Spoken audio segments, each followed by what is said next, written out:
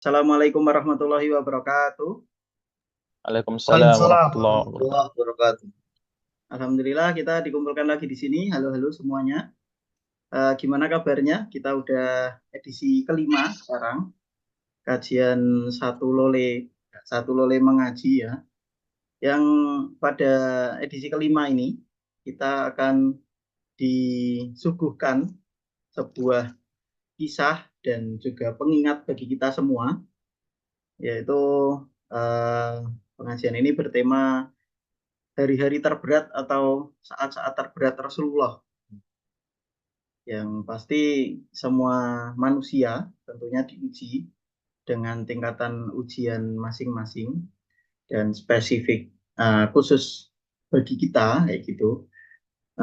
Dan tentunya kita perlu beberapa nasihat dan juga beberapa pengingat agar saat melewati ujian itu kita bisa eh, kokoh seperti itu. Hati kita kuat dan iman kita tidak goyah.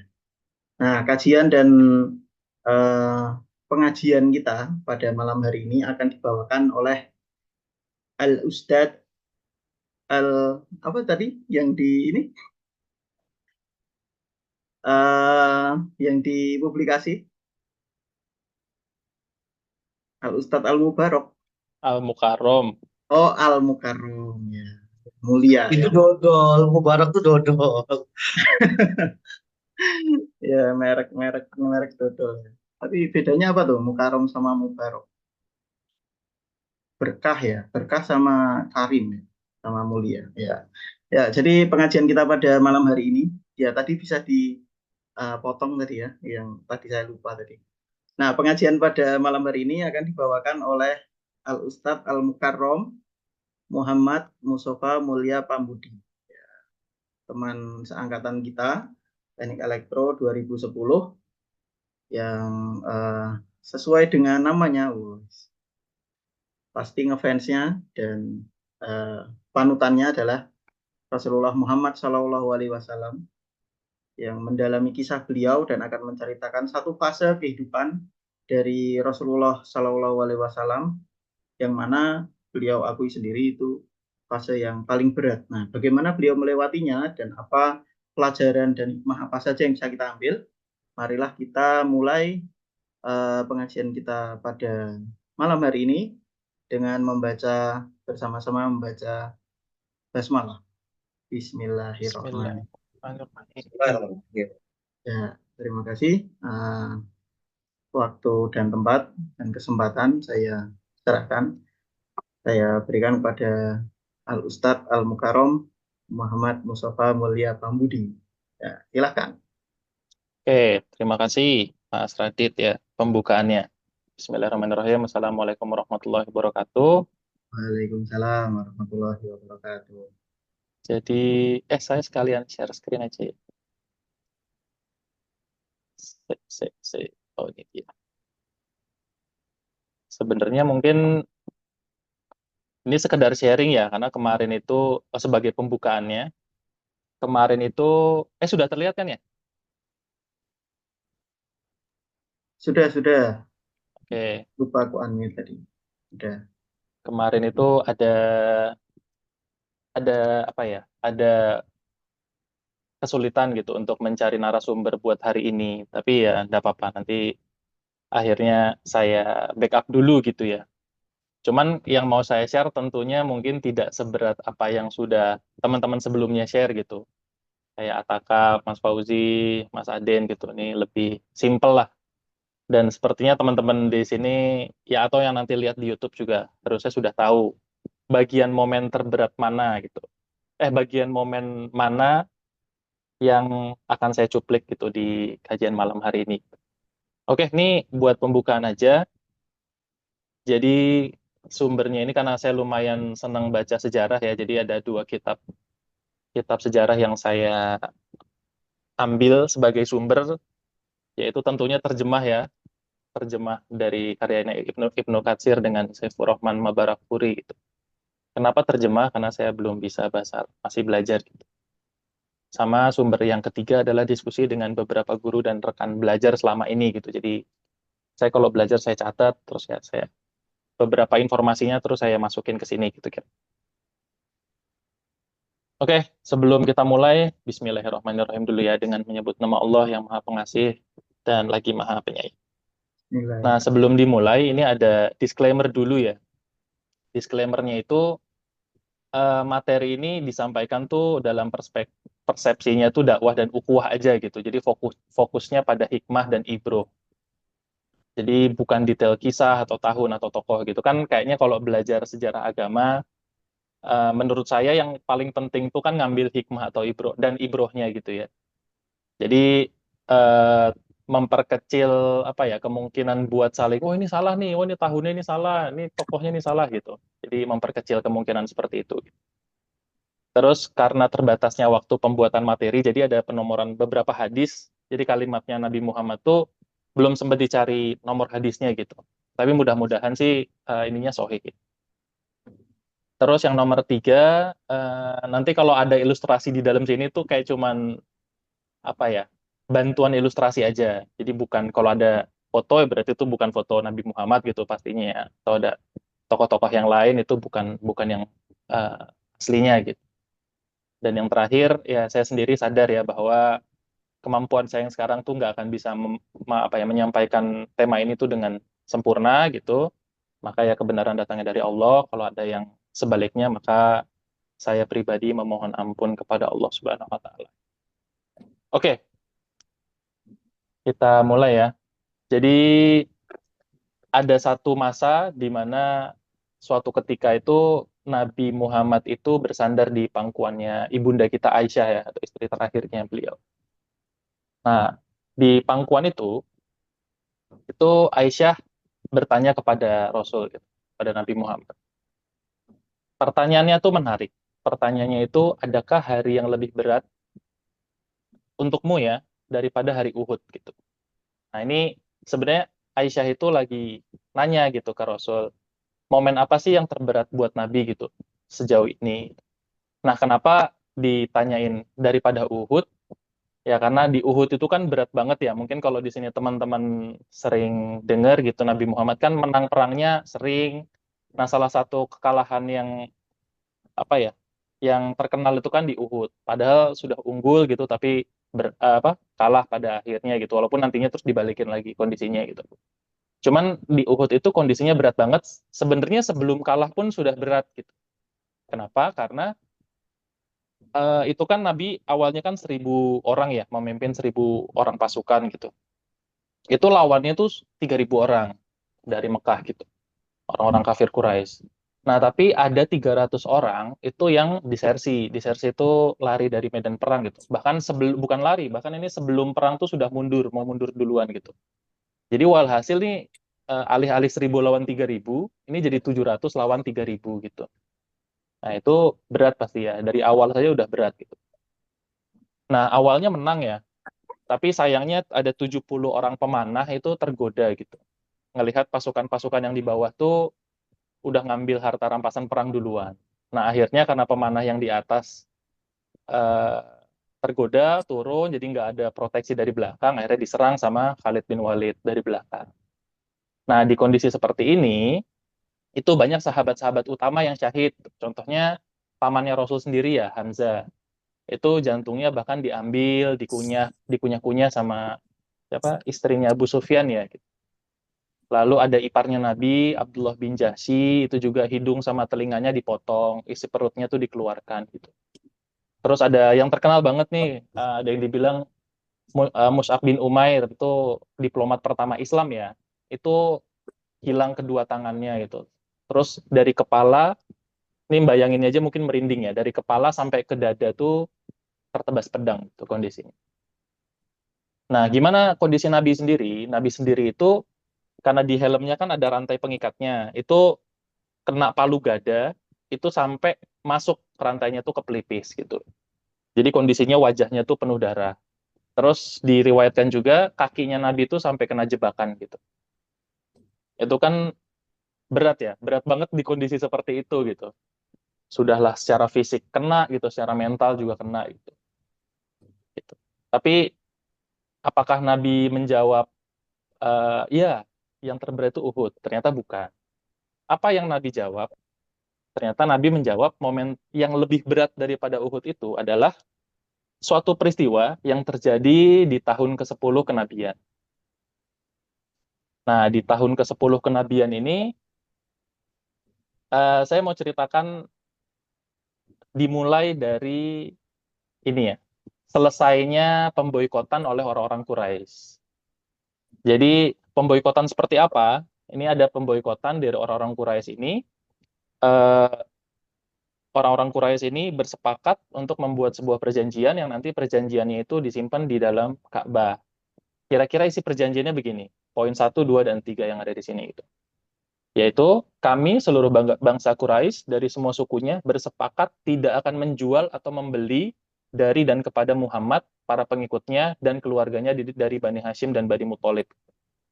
Jadi yang nggak bisa beli, nggak bisa berbarter gitu ya, zaman dulu nggak bisa membeli bahkan pakai uang itu juga sudah nggak bisa gitu. Selanjutnya, nggak bisa juga hutang piutang, pinjam meminjam, atau gadai menggadai, ataupun hubungan muamalah lainnya itu sudah nggak mau gitu. Itu pemboikotan kedua. Yang ketiga, tidak akan menikahi perempuan di antara mereka, dan tidak akan menikahkan perempuan di antara kami dengan laki-laki di antara mereka gitu. Jadi benar-benar sudah diasingkan. Nah, perjanjian ini itu membuat Nabi, terus keluarga dan pengikutnya itu nggak bisa lagi tinggal di Mekah. Karena kalau masih tinggal di Mekah kan, apa ya, berarti kan masih hidup bersama orang-orang Quraisy yang lain ya. Nah, karena ada perjanjian ini, jadi mereka harus nyingkir gitu. Mereka menyingkir, akhirnya mereka ngebuat perkemahan di celah gunung gitu yang namanya itu Syi'ib Abi Tholib. Mungkin kalau teman-teman yang sudah pernah umroh atau haji gitu, bisa ngelihat ya, mungkin mengunjungi juga di Syi'ib Abi Tholib ini. Berapa lama pemboikotannya? Pemboikotannya itu bukan sehari, 2 hari, sebulan, 2 bulan, tapi 3 tahun. Jadi luar biasa, 3 tahun ini beliau diboikot dari tahun ke-7 kenabian sampai tahun ke-10 kenabian. Kondisinya seperti apa? Kondisinya sangat tragis ya. Bahkan diriwayatkan setelahnya itu Sa'ad bin Abi Waqqas, sahabat yang lumayan terkenal gitu, cerita gitu. Ya ini di 3 tahun ini bahkan mereka tuh merendam tongkat gitu, supaya bisa dimakan gitu harapannya. Terus memanaskan tulang dan kulit binatang. Jadi sudah bukan dagingnya ya, ini tulang dan kulit binatang supaya bisa dimakan lagi gitu. Itu saking beratnya. Dan di tahun ke-10 ini pemboikotan ini selesai. Nah, tapi apa yang terjadi setelah pemboikotan ini selesai? Oh ya, selesainya juga dramatis ya. Yaitu akhirnya dibelain lah. Waktu dilihat kami sudah punya perjanjian, dikeluarin dari Ka'bah, ternyata perjanjiannya sudah dimakan rayap gitu selama 3 tahun itu, kecuali kalimat yang paling atas tuh kelihatan, Bismika Allahumma ya, gitu. Yang bawahnya sudah hancur dimakan rayap gitu.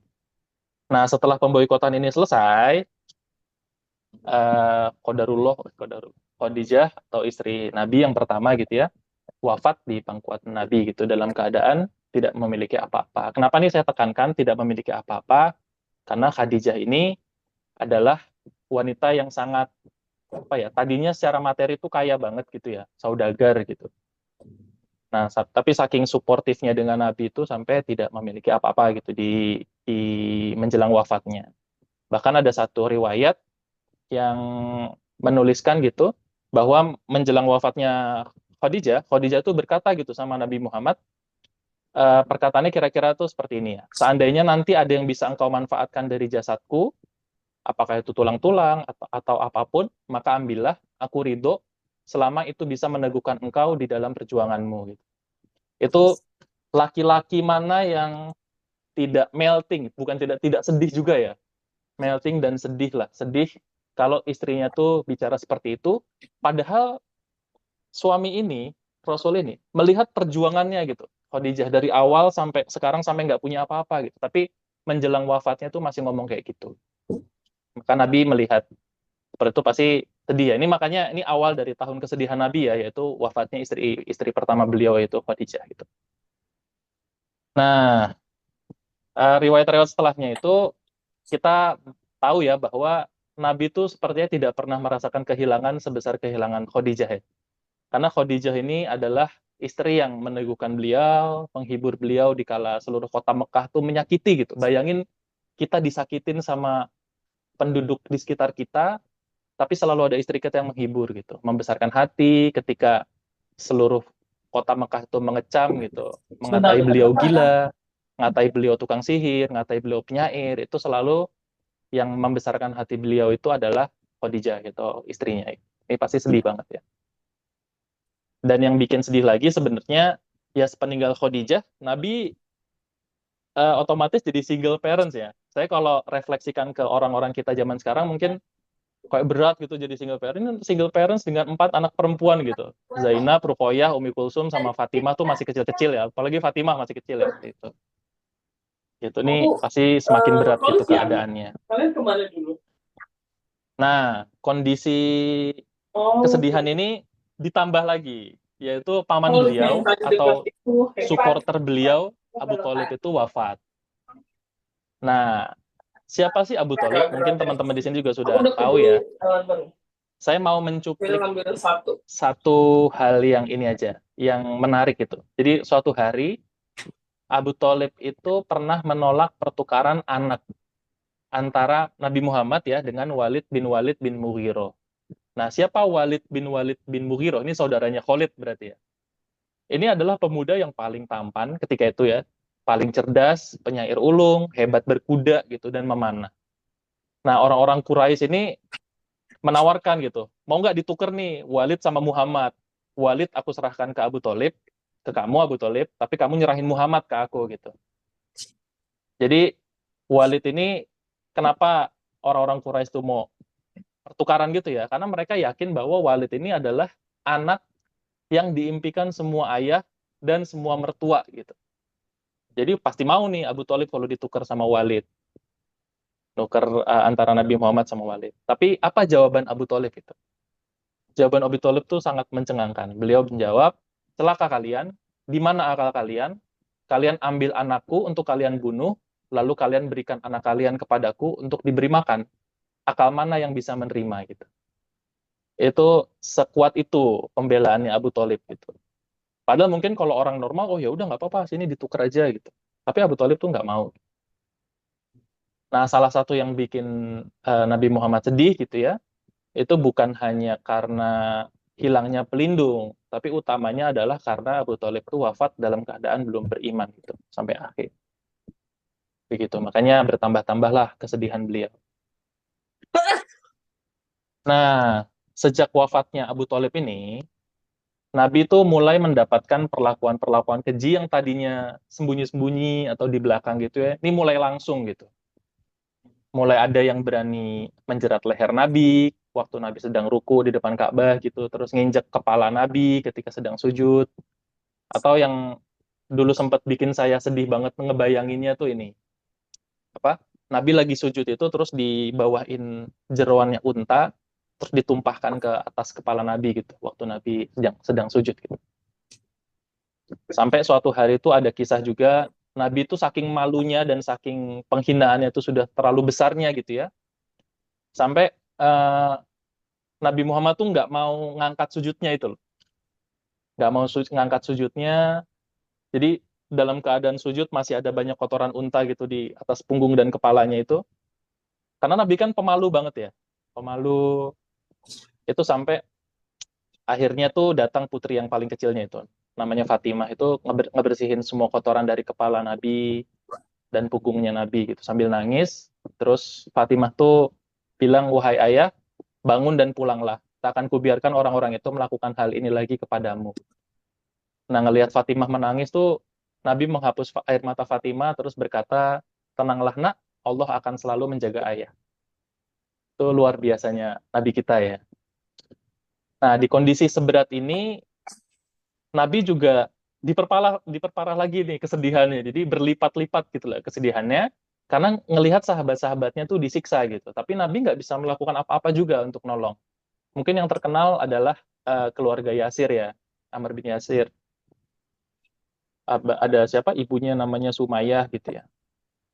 Istrinya namanya Sumayyah itu jadi syahidah pertama gitu kan. Di kondisi seberat itu Nabi tidak bisa praktis, tidak bisa melakukan apa-apa gitu.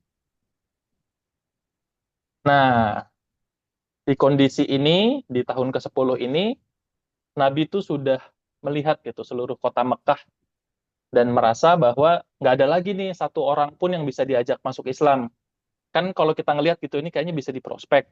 Yang bisa diprospek masuk Islam sudah masuk, atau yang tersisa adalah yang ya memang kelihatannya memang tidak akan mau gitu masuk ke Islam gitu. Bahkan Nabi itu sudah menawarkan Islam ke 15 suku di Mekah gitu. Padahal saya pernah baca-baca tuh jumlah suku di Mekah tuh cuma 7 atau 10 gitu. Tapi Nabi diriwayatkan tuh Nabi sudah ke 15. Jadi Thank you, Mbak kesimpulan saya tuh kayak Uwais. suku-suku yang kecil-kecil tuh juga ditawarin sama Nabi Muhammad ya di Mekah. Nah, akhirnya Nabi berpikir gitu untuk menuju Taif. Nah, seperti yang teman-teman bisa lihat ya, Taif ada di sini. Kalau di peta kan kelihatan ya, ini jaraknya sekitar 92 km di tenggaranya kota Mekah. Nah, ibaratnya Taif itu kalau Mekah tuh Jakarta, Taif tuh mungkin seperti puncaknya ya. Jadi naik gitu. Ada, kalau kamu keluar station exit 3 itu, dia di kanannya. Naik, di kondisi naik, Biasa. nanjak, dan nanjaknya itu Kamu bukan belajar tanah biasa gitu, 3S ya? tapi gunung 3S dulu, batu. oh enggak ya? Ben, Nah, gunung Ben batu Kukis ke ini sana lagi. Oh, jauh nggak? Dekat banget. Cuman kayak pilihannya nggak banyak sih. Oke, oke. Maaf, ini Mbak Fani. Suaranya Jadi dia masuk, tutup Mbak jam Fani. 10 sih. Halo, halo. oh di mute aja nggak apa-apa. Ini Oh, sorry. yang ininya siapa? Oh, nggak apa-apa, udah. Tak lanjut ya. Nah, Suaranya jadi masuk, mungkin bisa di mute Faninya. Halo. suaraku kedengeran gitu. Oh, kedengeran. Ya, Oke, lanjut. tak lanjut ya. Silakan. Nah, Taif tuh ibarat puncaknya gitu. Puncak kalau Mekah itu Jakarta. Jaraknya sekitar 92 km, medannya tuh nanjak. Itu mungkin banyak dari kita yang bertanya-tanya ya, kenapa sih Taif gitu? Kenapa yang dipilih itu kota Taif? Selain kota Taif itu memang adalah kota kedua terbesar ya setelah Mekah ketika itu. Ada salah satu alasan yang saya baca itu, Taif ini adalah kota asal dari ibu susunya yaitu Halimah As-Sa'diyah ya. Itu kayak kampung halamannya. Jadi Nabi itu punya kedekatan emosional gitu sebenarnya dengan orang-orang Taif. Jadi Nabi itu ya berharap mendapat dukungan gitu. Mungkin kalau saya analogikan kalau kita di sini udah berjuang di ibu kota gitu ya. Terus kita malah disakitin sama orang-orang ibu kota di Jakarta gitu. Pasti awal yang kita pikirin kan kita balik ke kampung halaman ya sebenarnya untuk mencari dukungan. Jadi itu kenapa Nabi itu menyasar kota Taif gitu. Nah, salah satu hal yang menarik juga, Nabi Muhammad tuh niatnya tuh berangkat sendirian ke Taif. Kenapa sendirian? Karena malu. Malu sama siapa? Malu sama sahabatnya gitu. Karena ngelihat dakwah ini tuh kayak nggak ada ujungnya gitu. Jadi Nabi tuh mau datang, mau jalan sendirian aja. Untungnya ada anak angkat Nabi namanya Zaid bin Harithah itu ngikutin beliau dari belakang dan akhirnya membersamai beliau ya. Terus ada pertanyaan lagi, kenapa jalan kaki? Kenapa nggak naik kuda atau nggak naik unta aja sih gitu? Ya tapi Nabi Muhammad itu memang sudah pinter ya, sudah cerdas. Jadi kenapa nggak naik kuda atau unta? Ya karena biar nggak diikutin gitu sama orang-orang kafir Quraisy. Karena kalau naik kuda atau unta, pasti orang kafir Quraisy yang melihat Nabi Muhammad keluar dari kota Mekah untuk naik kuda atau unta, pasti akan mencurigai beliau gitu. Wah, Muhammad pasti akan pergi jauh nih. Jadi pasti akan dihadang gitu ya sebelum sampai ke kota Taif. Nah, setelah melalui medan 92 km itu kira-kira. Oh, kota Taif ini kota yang sebenarnya sekarang jadi tempat wisata ya kalau kita umroh gitu. Mungkin kalau teman-teman yang sudah pernah umroh juga mudah-mudahan nanti bisa ke sana gitu untuk melihat seperti apa sih kota Taif gitu. Ini kota yang dingin ya. Ya seperti puncaknya lah kalau Jakarta. Nah, sampai di Taif di hari pertama itu Nabi langsung mendatangi rumah 3 pemimpin kota ini. Ada Yalil bin Amr dan saudara-saudaranya ya, Habib bin Amr sama Mas'ud bin Amr. Nah, tapi apa respon mereka gitu? Responnya tuh menarik sebenarnya. Karena mereka tuh sudah tahu ya, sudah dengar kabar di Mekah bahwa ada orang yang ngaku nabi dan ternyata itu Muhammad gitu. Abdul Yalil bin Amr tuh tanggapannya adalah tirai Ka'bah tersobek jika orang sepertimu itu menjadi rasul. Itu kan menyakitkan ya. Terus Nabi beralih ke pemimpin selanjutnya, Habib bin Amr dibilang, wahai Muhammad, aku nggak mau ngomong, aku nggak mau bicara sama kamu. Karena kalau kamu bener Rasul, aku tuh takut ngedustain kamu, sehingga aku kena azab. Kan gitu ya, kalau ngedustain Rasul takut kena azab kan. Namun kalau engkau pendusta, kalau engkau bukan Rasul tapi engkau pendusta, dan aku yakin ini yang lebih tepat gitu ya, maka lisanku ini terlalu mulia untuk bicara dengan seorang pendusta. Itu kata-katanya nyakitin ya, karena memang orang orang zaman dulu itu kan orang-orang di Arab zaman dulu kan memang jago kalau untuk bikin kata-kata ya. Jadi nyakitin seperti itu gitu. Terus ke pemimpin ketiga, Mas'ud bin Amr bilang, kamu tuh nggak punya kualitas seorang nabi gitu. Kalaupun Allah mengutus nabi, pasti kalau bukan aku ya Walid bin Mughirah di Mekah gitu. Itu yang lebih pantas jadi nabi. Nah, setelah pengusiran tiga pemimpin ini, itu Nabi mendatangi orang-orang di kota Taif dari pagi sampai petang, satu demi satu, atau dalam kumpulan, untuk menawarkan Islam gitu kepada mereka. Tapi apa jawaban atau apa tanggapan orang-orang Taif? Diludahin, dipukul, didorong-dorong, diusir. Tapi apakah Nabi menyerah? Tidak. Hari berikutnya Nabi melakukan hal yang sama. Gitu. Walau responnya sama, kembali diusir, diludahi, didorong. Gitu.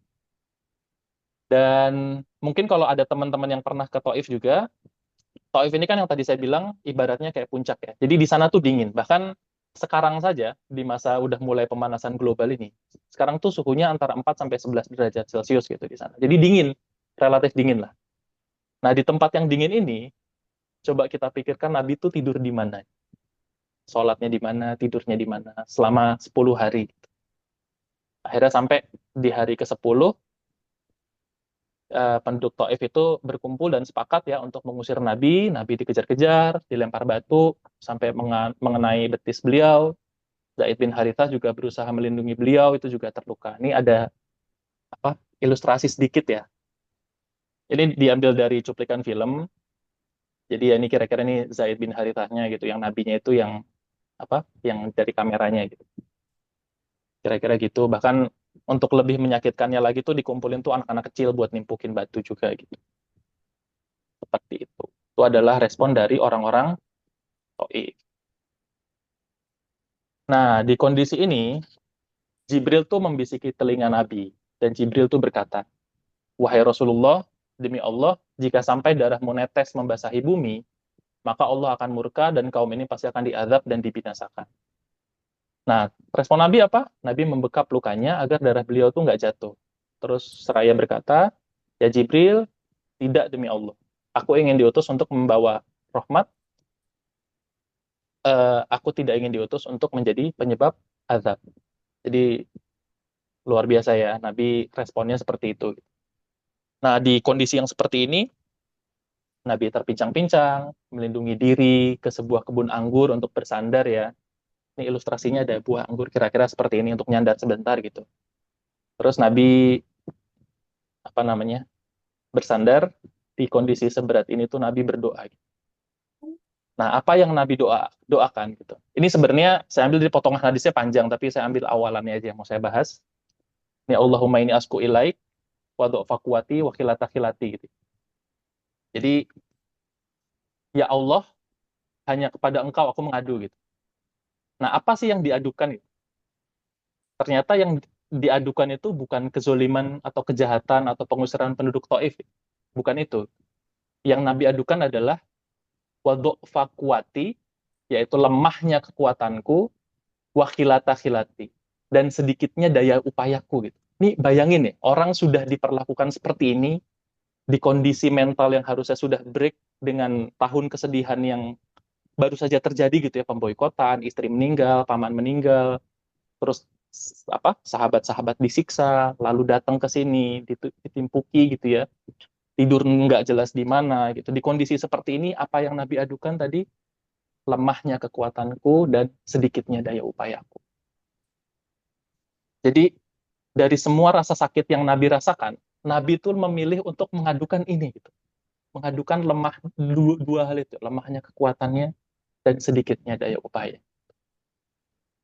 Nah, di cerita ini mungkin ada bagian yang terkenal ya, yaitu ketika pemilik kebun anggur ini yaitu Utbah sama Syaibah bin Robi'ah, itu dua saudara melihat Nabi dengan keadaan seperti itu tuh timbul rasa iba dan akhirnya manggil satu orang budak namanya Adas gitu. Ini orang Kristen. untuk memberikan satu tangkai anggur kepada Nabi.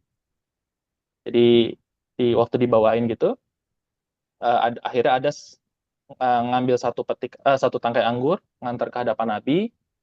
Lalu di keadaan betisnya tuh masih terluka gitu ya. Tapi beliau sudah mengadukan keluh kesahnya dengan doa tadi.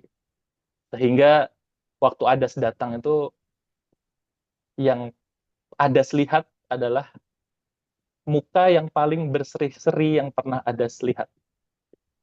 Sambil nanya, wahai saudara yang mulia, siapa nama Anda dan dari mana Anda berasal gitu. Sampai nanti kita tahu bahwa Adas ini satu tempat dengan Nabi Yunus ya, dan akhirnya Adas ini yang menerima Islam gitu, tanpa diduga-duga. Tapi yang mau saya tekankan di sini adalah setelah satu doa itu, Nabi Muhammad tuh bisa convert perasaan hatinya dari berat yang sedemikian berat menjadi ramah dan berseri-seri. Seakan-akan semua yang membebani jiwa beliau itu telah beliau kembalikan kepada Allah. Nah, yang nanti kemudian tadi saya sudah sampaikan bahwa Adas nantinya meriwayatkan bahwa senyum Nabi Muhammad ketika itu adalah senyum terindah yang pernah Adas lihat. Nih, cerita berlanjut, kaki Nabi masih terluka, tapi Nabi sudah diusir, Nabi bangkit, keluar dari kebun anggur, dan berjalan pulang menuju Mekah. Akhirnya sampai di Kornul Manazil, di antara Taif dan Mekah itu, Jibril datang lagi. Lalu berkata, wahai Rasulullah, bersamaku ada malaikat Akhsyabain, ya, penjaga 2 gunung di sekitar Mekah dan Taif itu. Dia telah diizinkan, maka perintahkan sesuai kehendakmu ya Rasulullah. Maka dia akan menimpakan gunung yang dijaganya kepada orang-orang yang telah menyakitimu. Dulu saya mikir orang yang menyakitinya orang Taif ya, tapi ini sebenarnya niatnya tuh 2 gunung itu, satu ke Mekah, satu ke Taif gitu. Maka perintahkannya Rasulullah. Tapi apa kata Nabi? Tidak wahai Jibril, semoga Allah mengampuni mereka, karena mereka nggak tahu apa yang mereka lakukan. Gitu. Kalaupun mereka sekarang belum mau beriman, maka aku masih punya harapan kelak dari sulbi-sulbi mereka, dari rahim-rahim mereka, Allah akan lahirkan keturunan yang kelak akan mengesahkan Allah Subhanahu wa Ta'ala. Luar biasa. Jadi Nabi Muhammad tuh benar-benar rahmatan lil alamin ya. Jadi kan kita sering salah ya, rahmatan lil alamin seakan-akan Islam rahmatan lil alamin. Padahal gelar rahmatan lil alamin itu bukan untuk Islam gitu. Islam ya Islam saja, sudah cukup gitu.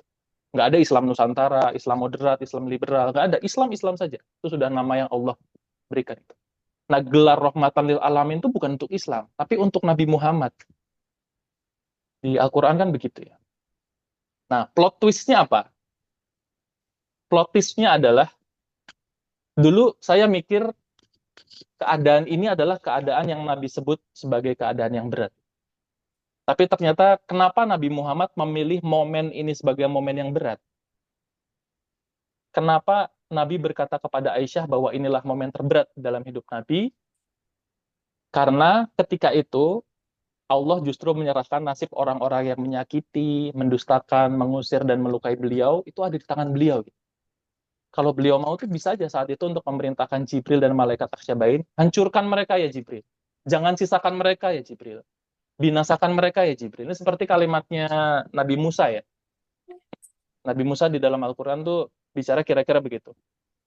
Binasakan mereka karena mereka nggak akan menghasilkan anak-anak keturunan yang beriman gitu. Mereka akan kufur juga.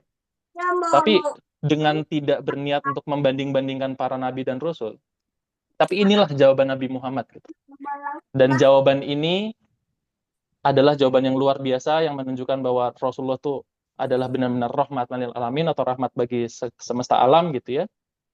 Dan juga bahwa ini adalah momen terberat. Jadi momen terberatnya Nabi itu bukan ketika disakiti, bukan ketika didustakan, bukan ketika kena batu gitu ya. Tapi momen terberat Nabi adalah ketika nasib orang-orang yang menyakiti beliau ada di tangan beliau dan istilahnya sudah di-ACC gitu sama Allah untuk melakukan apa aja. Dan itu menurut Nabi berat, dan Nabi bisa melalui itu dan malah memilih untuk tidak gitu. Tidak mengokekan apa yang sudah ditawarkan. Itu luar biasa. Nah, di saat-saat terberat pasti Allah juga menyiapkan anugerah-anugerah terbesar. Dan hikmah-hikmah yang indah, hadiah-hadiah yang indah. Seperti yang ada di surat Al-Baqarah ayat 153, yang artinya, wahai orang-orang beriman, mohonlah pertolongan kepada Allah dengan sabar dan sholat. Ya. Kan kita dulu diajarin ya, kalau kita lagi punya masalah, yuk sabar, yuk sholat. Nabi Muhammad sabarnya sudah. Berarti tinggal apa? Sholatnya. Tapi ketika itu apakah ada perintah sholat? Ternyata ketika itu perintah sholat belum datang. Maka pada suatu malam, Nabi didatangi oleh Jibril dan Mikail, ya, diriwayatkan. Malaikat Mikail itu apa? Pemberi rizki, ya. Apa? Penyampai rizki maksudnya. Dituntun menuju sumur Zam-Zam, dibedah lagi dadanya ketika waktu masih kecil dulu juga sudah pernah, ya. Dikeluarkan jantungnya, dan Jibril berkata, keluarkan segala sedih dan khawatirnya, masukkan ke dalam dadanya segala kelapangan hatinya. Gitu. Dan dengan ini, di malam itu mungkin teman-teman sudah tahu apa yang terjadi. Nabi berangkat untuk perjalanan paling indah dalam hidupnya. Dan perjalanan ini, ada yang tahu mungkin ya, Isra Mi'raj ya, itu mengingatkan saya pada sebuah lagu. Seakan-akan Allah yang berkata, walaupun nggak pantas ya kalau Allah berkata. Tapi seakan-akan waktu saya dengar lagu ini tuh, seakan-akan Allah berkata. Jadi kita simak dulu ya sedikit ya, ini sudah hampir akhir. Oke.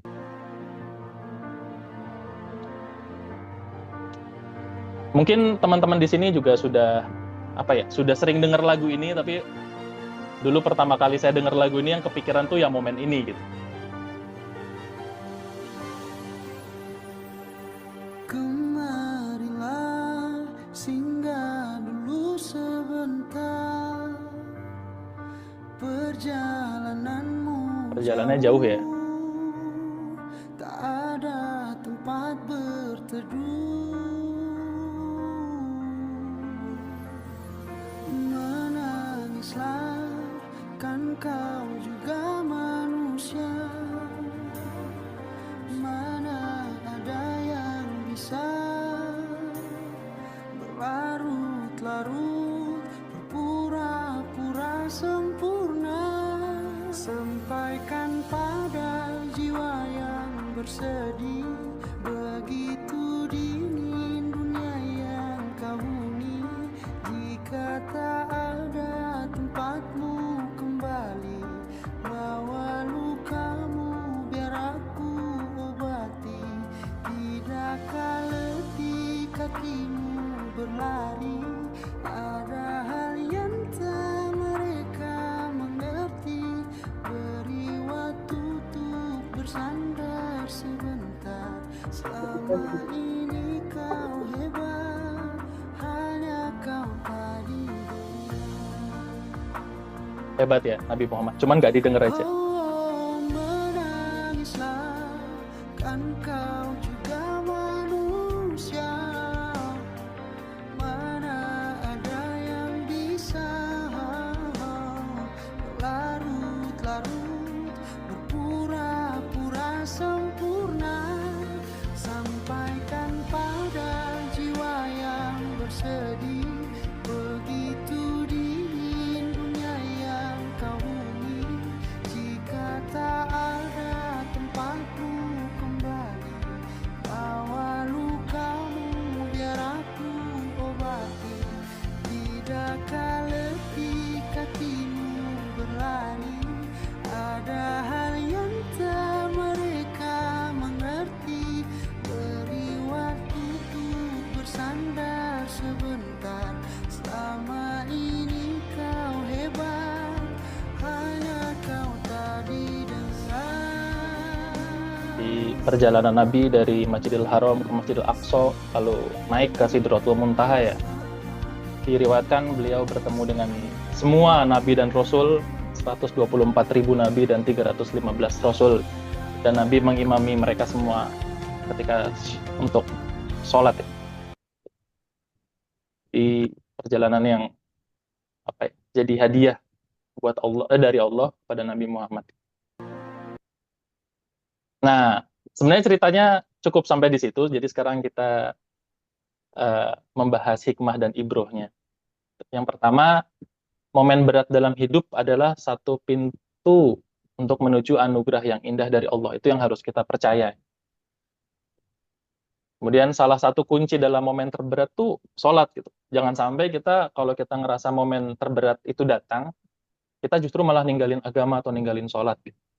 Itu jangan sampai. Karena Nabi Muhammad digembirakan dengan sholat. Atau tadi yang di surah Al-Baqarah ya, ayat 153 itu, mintalah pertolongan kepada Allah dengan sabar dan sholat.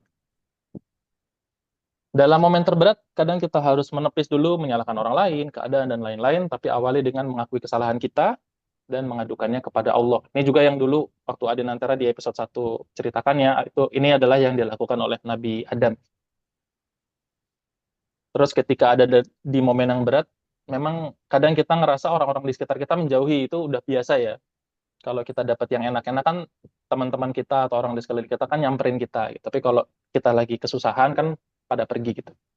Tapi tenanglah karena Imam Syafi'i itu pernah berkata, ketika orang menghindar pergi darimu di saat engkau sedang dalam masalah, maka ketahuilah bahwa yang hendak mengurus masalahmu adalah Allah sendiri.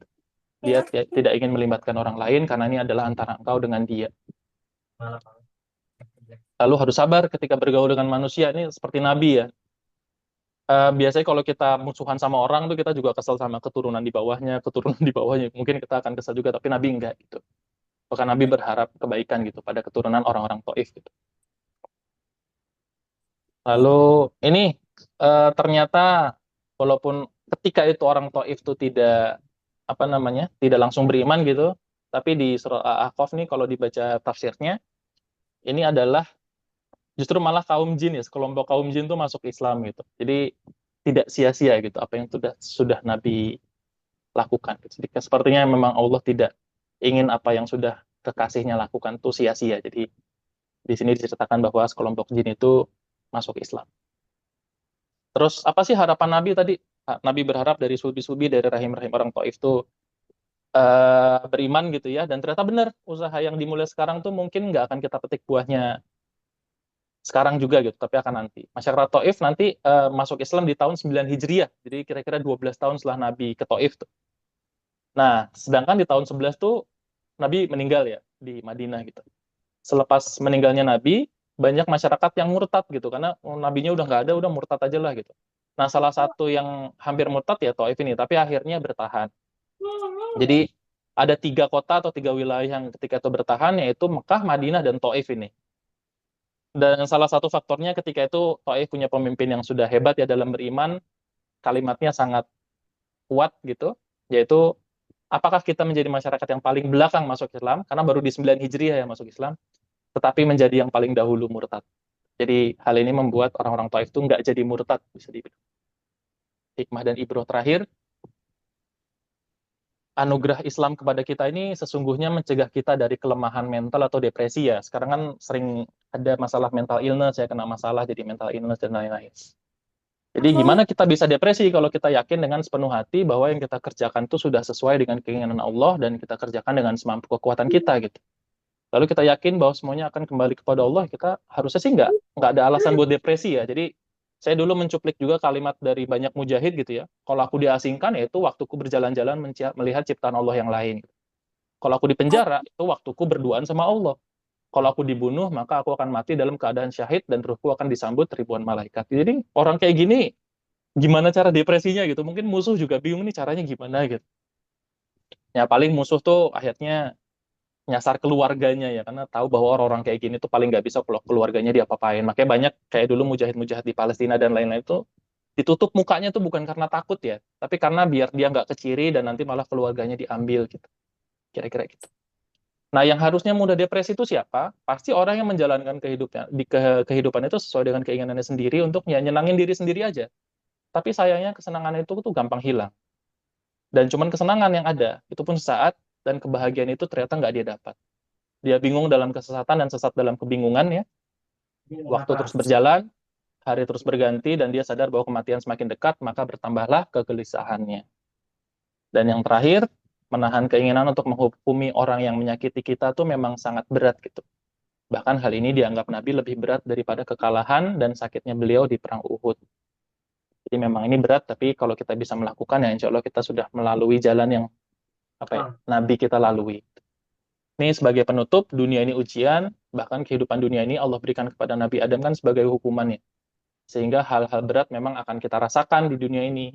Belajar dari Nabi Muhammad, pastikan bahwa yang kita lakukan di dunia ini itu sesuai keinginan Allah itu dulu ya. Sehingga apapun yang terjadi bisa kita kembalikan ke Allah lagi. Kan kalau kita melakukan yang tidak sesuai keinginan Allah, gimana kita mau ngembaliin gitu kan? Pasti nggak bisa kita kembalikan gitu. Makanya yang harus diperhatikan ya kita melakukan apa yang sesuai keinginan Allah dulu, baru nanti kita bisa kembalikan. Sehingga yang tersisa adalah tinggal ketenangan sampai kita melihat Allah ya di surga.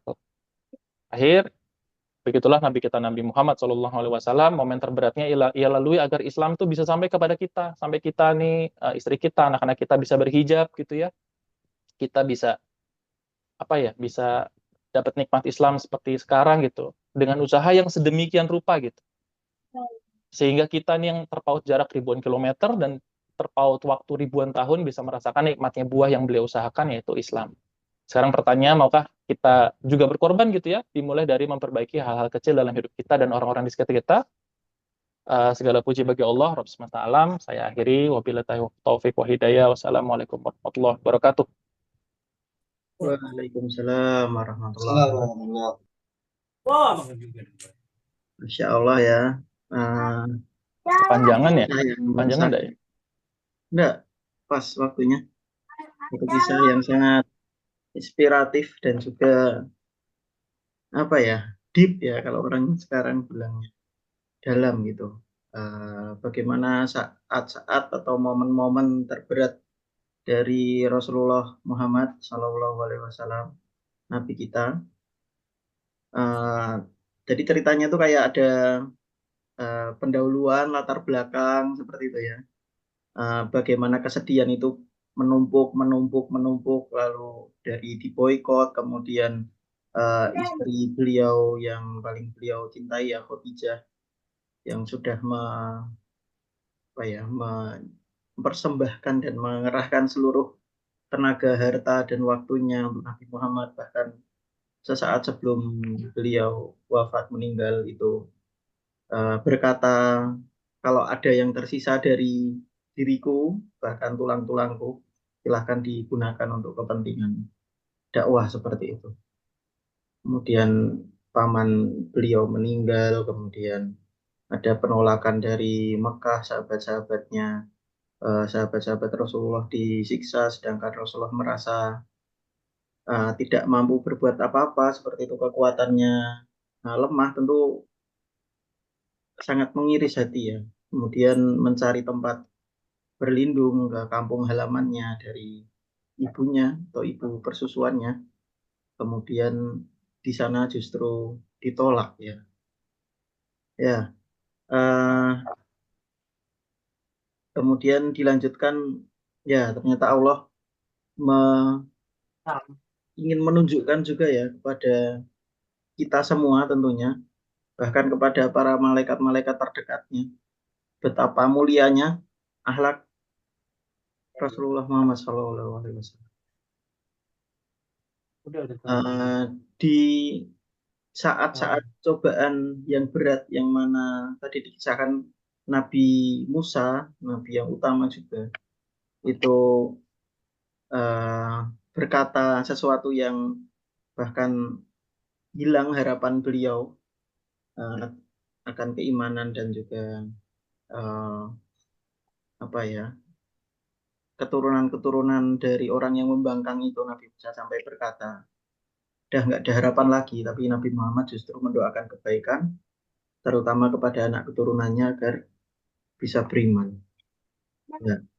Dan cobaan terberatnya bukan hal-hal yang beliau terima, yang beliau disakiti, kalah atau lainnya, tapi ketika Rasulullah diberikan kuasa atas orang-orang yang menyakitinya, ini mau diapakan seperti itu, terserah, kalau mau diazab pun sudah di ACC sama Allah gitu. Tapi dengan akhlak beliau yang mulia, dengan rahmat untuk seluruh alam itu, rahmatan lil alamin, beliau mencontohkan hal yang paling mulia di saat-saat terberat ya. Insya Allah. Ya, jadi waktu awal tadi Mustafa bilang karena tidak ada yang sanggup ngisi, jadi backupnya Mustafa ya. Ya, tapi sebenarnya itu sudah diskenariokan ya, Mustafa ya. paling enggak diskenariokan. Ya tentunya diskenariokan sama Allah ya. Ya, segala yang terjadi kan diskenariokan sama Allah. Ya, walaupun jalannya seperti apa kita ngiranya karena backup dan lain-lain, tapi ternyata Allah memberikan jalan, menakdirkan. Kisah ini mengingatkan kepada kita lagi disampaikan oleh teman kita seangkatan, Ustadz Mustafa ini. Insya Allah. Ya, dan tadi lagunya cukup ini ya, kok bisa pas gitu ya? Apa yang bikin lagu terinspirasi kisah ini?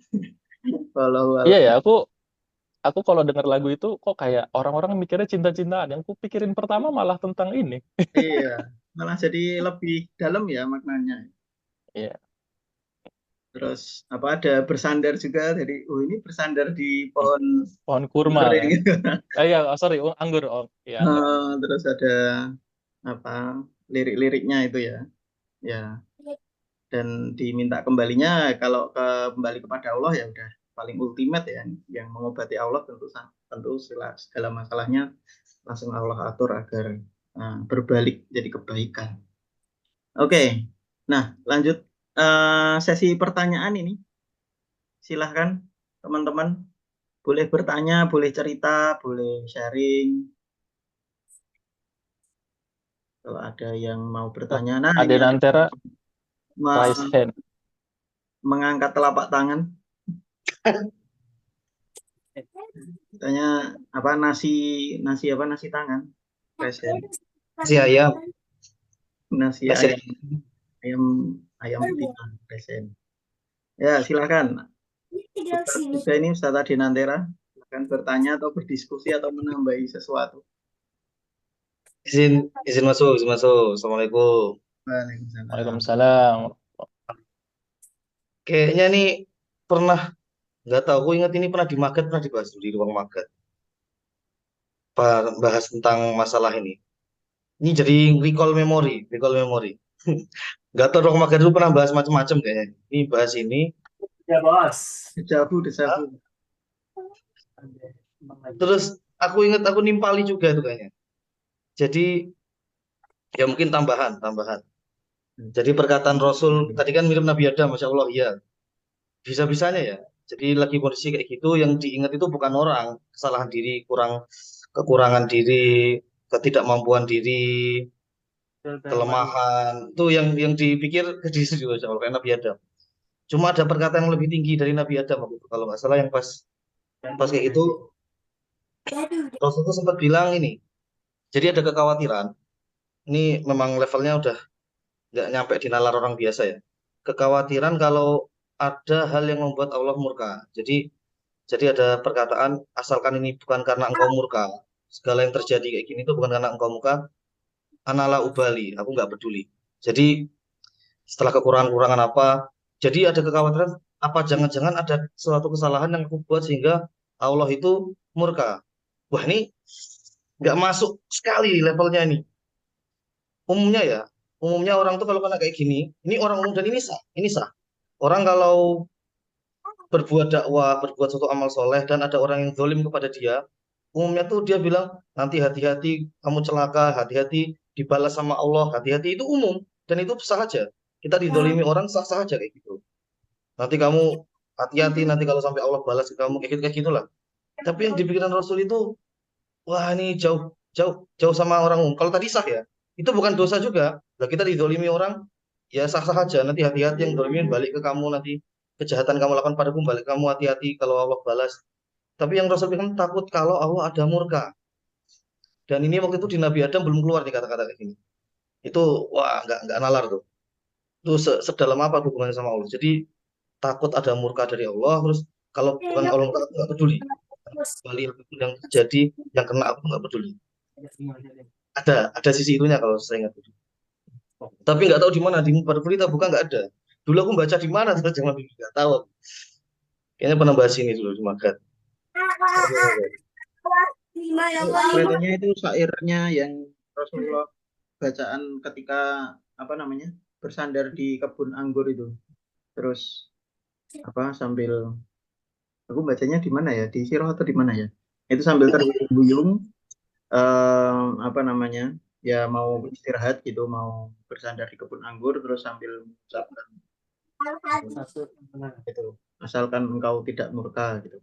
Ada Makasih Mas Radit. Saya tuh malah lupa tuh di mana tapi pernah dulu nih kayaknya. yang itu sama yang bawain anggur itu. Terus jadi yang bawain anggur itu ngerasa iba gitu, ngerasa kasihan terus ngasih makanan. Lanjut lanjut Mas Adi. Siap-siap. Masa kalau Mas udah diingetin Mas Radit. Pas di situ ya. Iya, Terus saya itu, tapi detailnya nah, mungkin bisa dicari referensinya nih biar lebih valid ya. nih, ini tadi pola pikir yang nggak masuk akal. Nggak tahu setinggi apa akhlaknya Nabi itu ya. Kalau ini baru tadi sore, kajian tadi sore. Jadi namanya akhlak itu ya tentang keutamaan ilmu lah. Bahkan hampir-hampir tugas Rasul kan banyak. Rasul itu bahkan dibilang mungkin tugas yang paling besarnya itu yang mengajar. Ini karena temanya guru ya, guru. Tadi kan saya taklim. Temanya guru, saya jadi guru. Jadi mengajar itu termasuk tema besar sekali di tugas Rasul. Tapi kok disandingkan dengan tidaklah Rasul dikirim itu untuk menyempurnakan akhlak. Oh, jadi nanti kalau di pelajaran-pelajaran itu masalah akidah, mengajarkan apa itu malah disetarakan sama akhlak. Akidah dan akhlak itu jadi satu memang. Jadi sangat aneh kalau akidahnya bagus tapi enggak akhlaknya enggak kena itu aneh. Itu jadi satu harus akidah dan akhlak. Atau sebaliknya. Jadi kalau ada orang yang tidak berakidah dengan baik, tapi dia kok sifatnya baik itu nggak boleh kita nggak masuk itu disebut akhlaknya baik. Mungkin disebut unggah-ungguhnya baik atau sopan santun, tapi bukan akhlak itu. Kalau akhlak itu kaitannya sama akidah juga. Itu mungkin Ya. Ya, yang paling pure perbuatan manusia atau tadi disebut akhlak itu timbul dari akidah yang lurus ya dan kesadaran pada Allah gitu. iya itu tadi. Iya itu. Ada Oh luarnya iya. tampak bagus tapi karena akidahnya atau hatinya rusak ya itu hanya topeng saja ya wallahu alam. Mengerikan. Insya Allah. Makasih penjelasannya Ustaz Ade.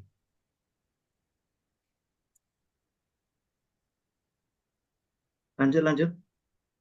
Ada yang mau disampaikan lagi Ustaz Ade? Monggo yang lain, monggo. Ya, Karena ini sejarah ya, jadi mau tanya apa bingung juga ya. tanya cerita berikutnya apa? Atau Nggak bisa habis nanti ya.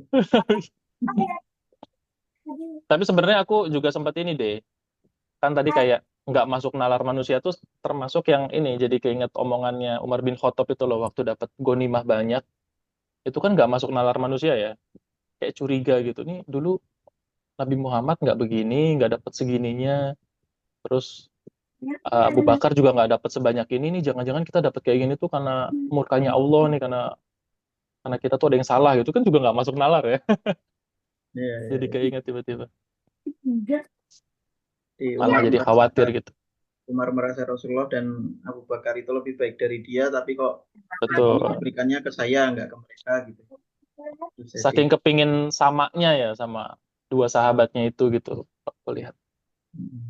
dan kemampuan bisa melihat sesuatu di balik apa ya, nggak cuma permukaannya gitu. Kalau orang kan mungkin silau sama harta banyak dan yang lain gitu, tapi kurang berpikir lebih dalam gitu. Kalau Umar ya luarnya berkilau dan lain-lain, tapi loh ini kok dulu pendahuluku nggak dikasih seperti ini jangan-jangan hanya luarnya saja yang berkilau, dalamnya ya azab atau apa gitu ya, sampai segitu dalamnya berpikir.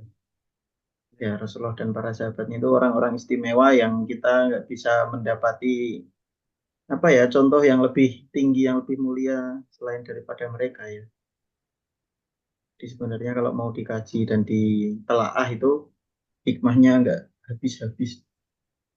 Insya Allah. Ada pertanyaan lagi dari teman-teman yang lain?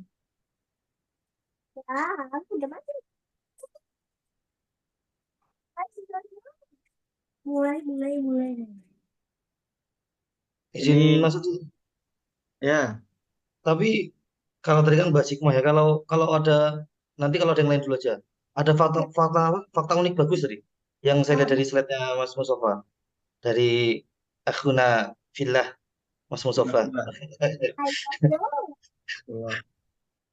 Ini yang mana nih? Slide yang halaman berapa? Tadi itu loh yang dilindungi. Jadi yang diserang sama Quraisy, yang diboikot, kok ada dua keluarga yang disebut itu ada sejarahnya. Oh, wah ini mau ada tambahan cerita dari Ustadz Ade nih. Mungkin Ustadz Mustafa mau apa bisa menampilkan lagi slide-nya yang bagian agak Oh, awal. yang Bani Hashim sama Bani ini. Muthalib kah? Eh, Iya, benar. Bani Hashim dan Bani Thalib. Kok sampai dicantumkan dua keluarga itu ada sejarahnya. Itu keluarga besarnya Rasulullah itu ya. Tuh, kalau keluarga besar itu cuma Bani Hashim. Bani Muthalib itu enggak. Oh, Kan kakeknya kalau Hashim. Muthalib itu bukan kakeknya Rasul. Bani Muthalib itu bukannya kakeknya Rasulullah itu Abdul Muthalib itu. Hashim itu buyut. Buyut. Kalau Hmm. kalau Bani Muthalib itu bukan dari buyutnya Nabi. Buyutnya Nabi Hashim tok aja.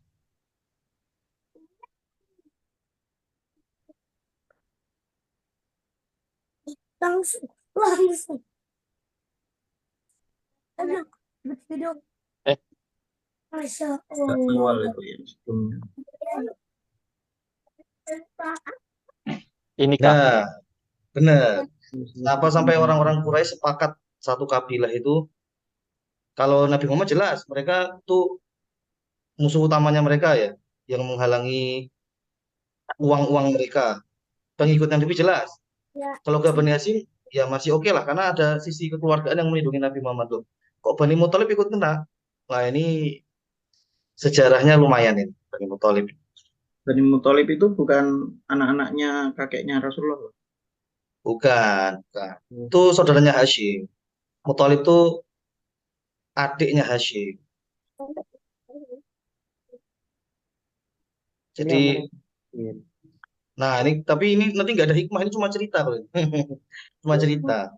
Monggo kalau ada yang lain dulu, misal ada hikmah yang dari yang sudah ada dulu tadi. Nanti kalau enggak ya, Atau dituntaskan aja ini daripada potong-potong. Berarti bukannya Bani Hashim sama Bani Muthalib sama Abdul Muthalib itu mana? nah ini jadi ceritanya ini biar kita tahu sekalian ya. Nabi itu kakeknya namanya aslinya bukan Abdul Muthalib, aslinya namanya Syaiban. Syaiban itu kalau Shiba itu beruban, Shiba itu artinya ubanan. Kalau Syaiban itu karena dulu pas lahir, jadi Abdul Muthalib itu udah ada ubannya. Jadi nggak usah sedih ya, Dit, kalau ada uban. Ada yang lahir awal-awal udah langsung ada ubannya. Dan ini asal muasal kok dia bisa disebut Abdul Muthalib. Awalnya Hashim itu menikah sama orang Madinah. Ini sampai jam 9 ya, udah jam 9 berarti. Oh iya. Menikah sama orang Madinah namanya Fatimah. Menikah sama orang Madinah, punya anak. Hashim itu pengaruhnya besar di Mekah. Besar sekali pengaruhnya di Mekah. Dia yang ngurusin air, yang menemukan jalur Quraisy, ilafi Quraisy, ilafi mereka cintai wasoif, yang menemukan jalur dagang itu kan dari Hashim juga. Terus Hashim itu ketika menikah di sana meninggal. Jadi memang kota Madinah itu terkenal dulu kota yang berpenyakit, bukan Nabi seperti ece-ece gitu ya. Itu memang benar, memang banyak penyakit. Jadi buyutnya itu Hashim di sana baru nikah punya anak meninggal. Anaknya cuma satu itu, yang sama Madinah ya, yang sama istri di Madinah. Terus Muthalib itu diserahkan yang sebelumnya di Hashim. Nanti sebenarnya Muthalib punya pengaruh juga, punya pengaruh, Hashim punya pengaruh sendiri. Terus karena begitu begitu ininya lah adiknya Muthalib ini sama masnya Hashim, dia mau cari anaknya masnya, mau dibawa ke Mekah. Karena ya dia sangat inilah, sangat sangat gimana ya, terkagum-kagum lah sama masnya. Terus mas mau diambil nanti ada dramanya juga. Kenapa ibunya nggak mau? Berarti istrinya Hashim tuh nggak mau dibawa ke Mekah, tapi dibujuk-bujuk akhirnya mau. Pas sampai ke Mekah, karena dia dia kan orang tahu anaknya semua siapa ya di Mekah. Tiba-tiba kok bawa anak udah gede. Kalau gitu umumnya dulu ya orang pahamnya, oh ini ketemu budak. Budak itu Abdul bahasa Arabnya. Budak, oh ini budaknya Muthalib nih. Budaknya Muthalib. Dia marah sebenarnya. Awal-awal disebut budak Muthalib tuh Muthalib marah. Celaka kalian. Ini tuh anak kakakku, bukan budak. Bukan, biasanya kan orang tahu-tahu bawa anak kecil ya. Ya dari mana lagi kalau bukan budak? Oh dapat budak baru. Ternyata bukan budak, itu anak kakaknya. Udah kadung nyebar namanya. Oh dia bawa Abdul Muthalib, jadi namanya panggilannya Abdul Muthalib. Jadi bapaknya bukan Muthalib. Muthalib itu malah omnya, bapaknya ya Hashim. Nah, ini juga yang mendasari di Sirah Mubarakfuri kan ditulis Abdul Muthalib itu mendapatkan kekuasaan yang didapat bapak-bapaknya sebelumnya, pemimpin-pemimpin Quraisy sebelumnya. Nggak dapat sampai seperti itu. Salah satunya tuh pengaruhnya karena dia menggabungkan dua kekuatan besar. Dari Hashim sendiri dia punya pengaruh, nurunin Hashim. Ditambah yang dari Muthalib ternyata ikut ke dia juga, padahal bukan bapaknya. Muthalib itu punya pengaruh sendiri, masuk ke situ juga. Jadinya segede itu. Dan Muthalib ketika meninggal yang ditunjuk, Muthalib itu disegani, kursinya nggak ada yang bisa ngalahin Muthalib, nggak ada yang ketinggian pemimpin Quraisy waktu setinggi itu. Disegani seluruh kabilah lah, sampai setinggi itu diseganinya. Dia nyebut penggantinya itu Abdul Muthalib. Nah, makanya masih ada pengaruh besar juga. Jadi orang nggak berani macam-macam sama kalau ada Abdul Muthalib karena masih ada pengaruh. Abu Thalib, salah. Dia nunjuk Abu Thalib. Jadi Abdul Muthalib itu nunjuk Abu Thalib. Kenapa ditunjuk Abu Thalib buat melindungi Nabi? Padahal banyak paman-paman yang lebih kaya, lebih lebih ini dan sebagainya. Karena itu yang berasal dari ibu yang sama. Jadi Abu Thalib dan Abdullah, bapaknya Nabi itu ibunya sama. Kalau paman-paman Nabi yang lain, ada Hamzah, ada Abbas, ada macam-macam, ada Abu Lahab. Itu paman-pamannya beda ibu. Yang satu ibu itu cuma Abu Thalib. Dipilih, Abdul Muthalib milih langsung. Abu Thalib kenapa dipilih juga biar ini Abdul Muthalib itu ada kayak ada terawangan ke Nabi gitu loh. Jadi penggantinya tuh dia milih yang deket sama Nabi. Wih, kok bisa kayak gitu nggak tahu. Orang-orang sangar, Abu Thalib itu orang sangar, Abdul Muthalib. Nah, jadinya keluarganya Al Muthalib sampai segitunya bantuin, padahal udah beda buyut, udah bukan Hashim itu, tapi bantuin Nabi juga. Itu pengaruh Abdul Muthalib semua. Termasuk nanti, nah ini, kalau kita mengunjungi kampung halaman tuh ada motivasi beda. Nabi itu kan, Abdul Muthalib kan awalnya Madinah. Dia buyutnya kan Hashim itu kan nikah sama orang Madinah yang menghasilkan yang keturunan Abdul Muthalib ini. Itu kan dari situ awalnya. Jadi kalau pulang ke kampung tuh bisa jadi kalau kita kok berdakwah nggak bagus di sini atau kita kok di sini kok di tempat kita nih kok kurang ada yang kurang. Pas pulang kampung tuh bisa jadi kebesaran ada di situ. Jadi dulu pas masih kecil, ini kalau dikaitin banyak. Masih kecil kok ibunya Nabi sampai segitunya bawa Nabi ke Madinah loh. Cuma lihat makam ayahnya. Ayahnya juga meninggal di Madinah. Abdullah itu meninggal di Madinah. Berarti ngunjungi neneknya. Ayahnya Abdullah itu ngunjungi neneknya. Jadi ternyata ada kaitan sama Madinah juga. Muter-muter nanti. Jadi kalau kita mengunjungi kampung halaman tuh bisa jadi ada kebesaran di situ juga. Bisa jadi. Gitu. Ini histori singkat aja. Itu aja. Mantap. Jadi apa Hashim sama Muthalib itu kakak adik ya? Yup. Terus yang Hashimnya itu punya anak, tapi meninggal Hashimnya. Kemudian anaknya dibawa sama Muthalib. Awalnya dikira budak, makanya dinamai Abdul Muthalib gitu ya. Itu Ustaz tadi. Ya, Al-Muthalib. Oke. Nanti kita kelar lagi deh. Ya Allah. Wah, tambah ini ya wawasan dan cerita baru untuk melengkapi puzzle-puzzle cerita yang dalam kepala kita ya. Ya, pengetahuan tentang keluarga Nabi dan seterusnya itu kalau kita niatkan untuk lebih mengenal dekat dengan Rasulullah itu bernilai pahala juga ya. Kayak dulu Abu Bakar itu kan terkenal dengan orang yang sangat ahli di bidang nasab ya. Jadi siapa orang Mekah, ini keturunannya siapa, kemudian menikah dengan siapa, anaknya siapa saja, itu yang cukup yang paling terkenal yang bisa mengetahui dan menelusur itu Abu Bakar ya, dan jadi kemuliaan bagi beliau. Insya Allah. Yang lain mungkin ada pertanyaan tambahan atau sharing? Ini di sini ada siapa? Ryan, ada Denantera, ada Fauzi, ada Nuna. Nuna ini siapa nih Nuna? Nurjanah kayaknya NG ya.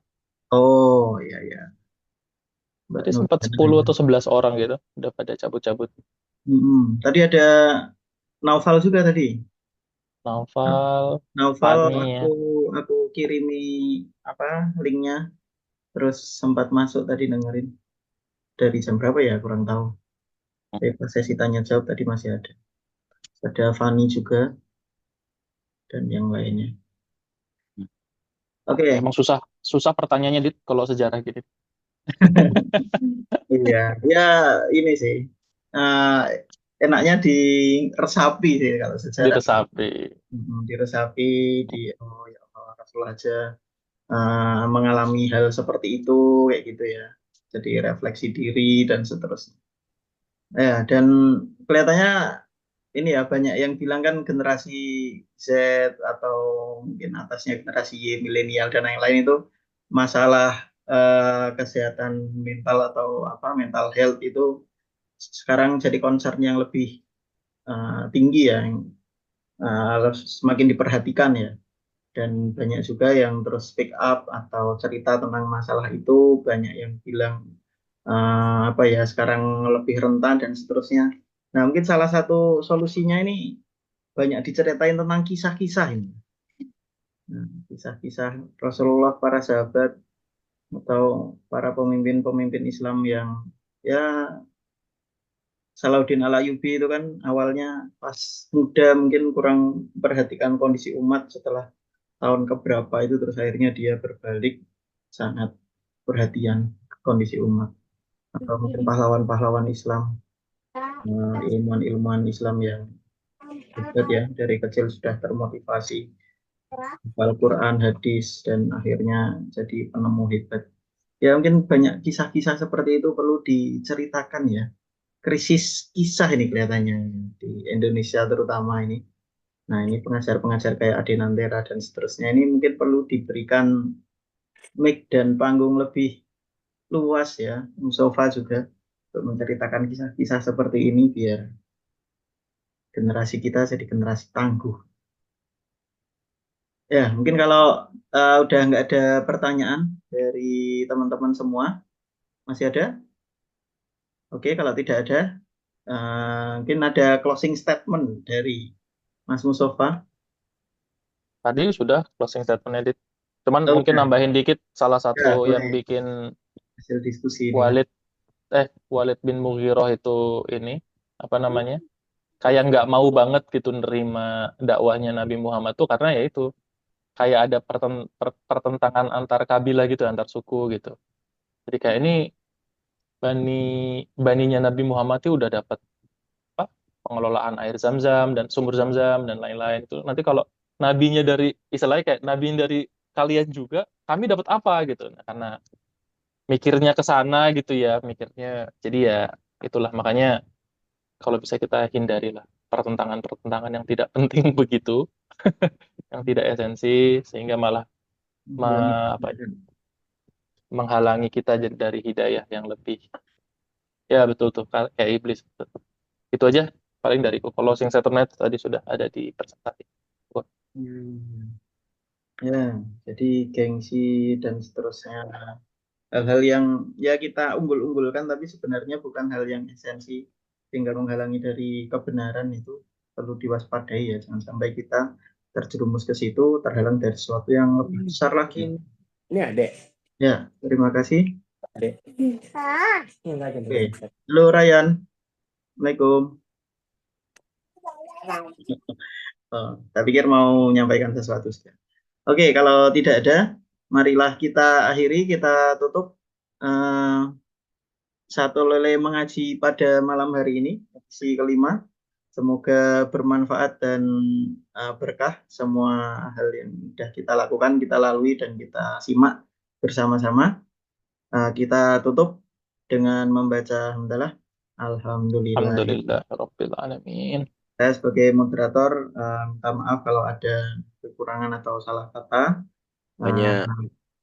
Ya, makanya minta maaf terus ini. Dan semoga hal yang bermanfaat itu bisa terus ada dan diturunkan Allah Subhanahu wa taala pada kita semua. Terima kasih. Wabillahi taufiq wal hidayah. Wassalamualaikum warahmatullahi wabarakatuh. Waalaikumsalam warahmatullahi wabarakatuh. Terima Waalaikumsalam. kasih teman-teman.